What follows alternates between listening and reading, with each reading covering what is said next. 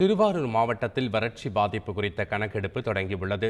இப்பணியில் 250க்கும் மேற்பட்ட அரசு ஊழியர்கள் ஈடுபட்டுள்ளனர். முன்னதாக மாவட்ட ஆட்சியர் அலுவலகத்தில் நடந்த ஆய்வுக் கூட்டத்தில் தமிழக உணவுத்துறை அமைச்சர் காமராஜ் கலந்து கொண்டார். கணக்கெடுப்பின் போது பின்பற்ற வேண்டிய முறைகள் குறித்து அவர் அதிகாரிகளுக்கு அறிவுரை வழங்கினார்.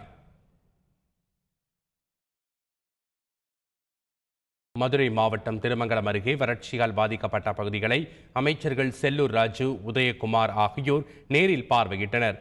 பாதிப்புகள் குறித்து விவசாயிகளிடம் அமைச்சர்கள் கேட்டறிந்தனர். பின்னர் செய்தியாளர்களிடம் பேசிய அமைச்சர் செல்லூர் ராஜு, வறட்சியால் பாதிக்கப்பட்ட விவசாயிகளுக்கு விரைவில் நிவாரணம் வழங்க நடவடிக்கை எடுக்கப்படும் என்று கூறினார்.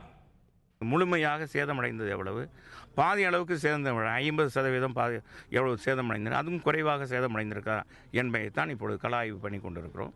2 நாட்களில் முழுமையாக ஆய்வு செய்யப்பட்டு மதுரை மாவட்டத்தில் எவ்வளவு தூரம் பாதிக்கப்பட்டிருக்கு என்பது நம்முடைய மாண்புமிகு முதலமைச்சர் அவர்களுக்கு அனுப்பப்பட்டு அதன் மூலமாக நடவடிக்கை எடுக்கப்படும் என்பதை தெரிவித்துக் கொள்கிறேன்.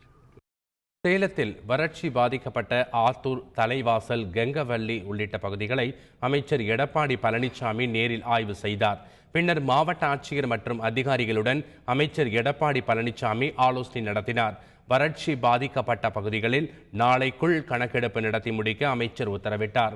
பின்னர் செய்தியாளர்களிடம் பேசிய மாவட்ட ஆட்சியர் சம்பத், வறட்சியால் பாதிக்கப்பட்ட விவசாயிகளுக்கு இழப்பீடு பெற்றுத்தரப்படும் என்று கூறினார். 13 வட்டம் நம்ம சேலம் மாவட்டத்தில் இருக்குது. 13 வட்டத்துக்கும் துணை ஆட்சியர் நிலையில் நம்ம அதிகாரிகளை அமைத்திருக்கோம். அந்த அதிகாரிகள் வருவாய்த்துறை, வேளாண்மைத்துறை, தோட்டக்கலைத்துறை ஆகிய 3 துறை அதிகாரிகளும் கூட்டாக ஆய்வு செய்து எத்தனை விவசாயிகள் வறட்சியால் பாதிக்கப்பட்டிருக்கிறார்கள் என்ற விவரம் அறிந்து அறிக்கை சமர்ப்பிப்பார்கள். அந்த அறிக்கை அரசுக்கு அனுப்பி வைத்து உரிய நடவடிக்கை மேற்கொள்ளப்படும்.